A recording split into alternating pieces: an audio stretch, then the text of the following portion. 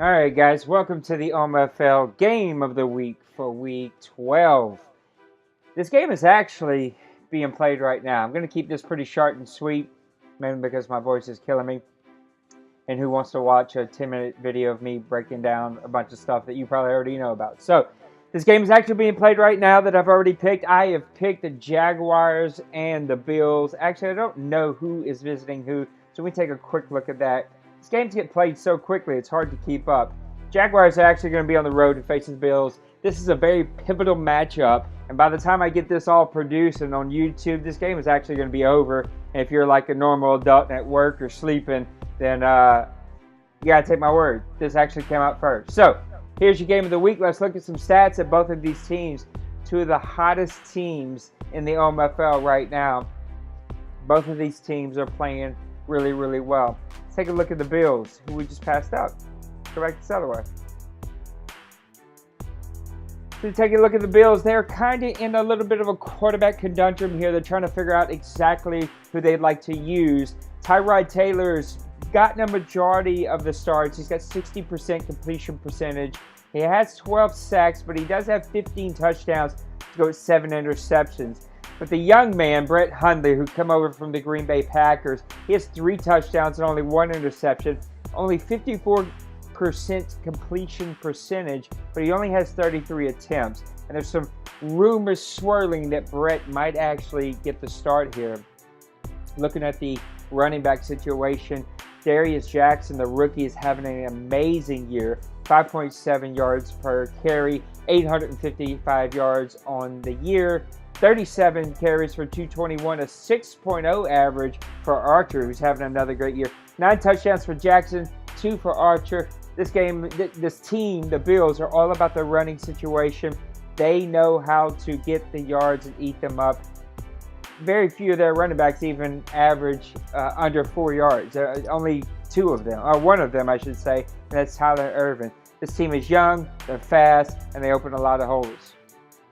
Sammy Watkins is really the leader. 34 receptions, 619 yards, 5 touchdowns on the year.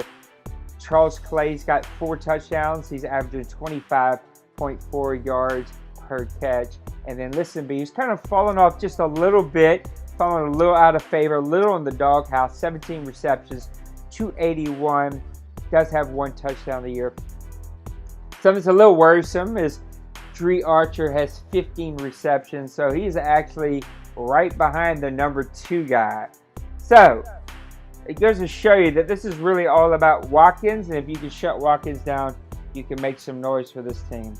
Aaron Williams is leading the way for the defense. 64 tackles for the 5th-year strong safety out of Texas. He's got 2 interceptions to go along with 8 tackles for loss. So he's up in the box, and he's making plays for this team. Sack leaders, Marcellus, 6.5 sacks. Hughes has 3.5. Darius has 2.5. A lot of pressure from the front line. You're not going to have a lot of linebackers blitzing you. He's going to play a lot of zone on you, and he's going to get after you with his defensive line. Interception leader is Zach Brown. Zach makes plays. He's been making plays for Ducks ever since the Tennessee days in Madden 2016. He's got 8 interceptions on the year, 46 tackles, 4 tackles for loss, no sacks. So again, he's going to be playing a lot of zone on you. He's going to be floating around trying to make plays in the passing game. He's going to let his defensive line get after you. There's a look at the Buffalo Bills. Now I'm going to run over to the Jaguars, who's rated number 1 in the power rankings in our league. Their top guy is Jonathan Cyprin, 73 tackles on the year, 42 assists, 31 solo. The strong safety Gibson coming over from Cleveland, he's got 61 tackles on the year. Cyprin also throws in 6 tackles for loss and a sack. Coming in with their sack leaders is Deontay Fowler Jr., 5.5 sacks. Suka's got 3.5. Jackson at the defensive tackle's got 3.5. Ordick's got 3.5. Smith has 3. So a lot of spreading around of the sacks. A lot of pressure coming out of that 3-4. A lot of the ends are going to come around, and he's going to bust you right in the middle with defensive tackle Jags. He does like to control those defensive tackles. Coming in at the interception leader for him, Makamura's got 6, Cypher's got 3, and House has 2. So not a ton of turnovers. If you keep the ball away from Prince and make sure that you don't let him make plays, you can probably make some plays in this defense, but you better be careful because that D-line is going to get some pressure on you. Blake Bortles has 2,000 passing yards, 13 touchdowns, 11 interceptions, 62% completion percentage, and a long of 77. Not an amazing year, but enough to keep you to be the #1 team in the league, because this is what this team is all built around. The rushing attack. Ivory has 601 yards, Yeldon 280, Robinson 264. The three-headed monster over in Jacksonville spreads the touches around and gets a lot of touchdowns from their rushing attack. Ivory has 6 touchdowns on the year, Yeldon has 7. These two teams like to run the ball. This is going to be a power versus power, all right? The Bills are going to be more speed. The Jaguars are going to be more power. Both of these teams are going to rely on some playmaking ability from their defense.